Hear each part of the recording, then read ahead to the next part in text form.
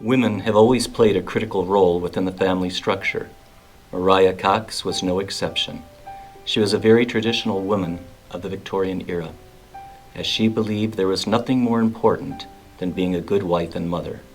Her life focused around being the caretaker of her family, while her husband, the judge, went off to work and made an income for the family to survive. What people often don't realize is that women during this era had a lot more responsibility and power within their family than was perceived by the public. Mrs. Cox was responsible for doing all the shopping, cooking, and cleaning. In addition to these domestic duties, she also completely controlled the household's money.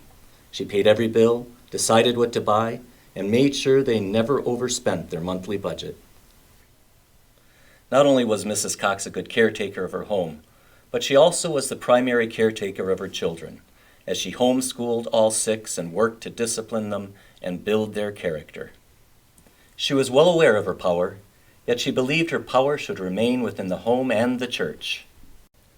Woman has never waked to her highest destinies and holiest hopes. She has yet to learn the purifying and blessed influence she may gain and maintain over the intellect and affections of the human mind. Though she may not teach from the portico, nor thunder from the forum, in her secret retirements she may form and send forth the sages that shall govern and renovate the world.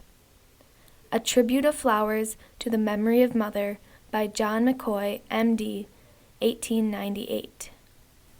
Mrs. Cox's daughters, on the other hand, were not as conforming to the traditional roles of women. Lillian and Edith began to see their role within society in a different way, as they believed women should have the right to vote, and they thought their voices ought to be heard. Against their mother's wishes, Lillian and Edith were very involved in the women's suffrage movement. The two took the initiative to educate others by purchasing Delphine books. These books were designed as an early education system for women who didn't have access to the same learning opportunities as men, but these books were also used as a cover for secret meetings of the early women's movement. Mrs. Cox could not prevent her daughters from pursuing their dreams in politics. Lillian went on to be the first woman mayor of St. Peter, while Edith became the first woman to try a case in front of the Supreme Court. Although they had to go against their mother's wishes, the Cox daughters were a part of a very important movement in U.S. history.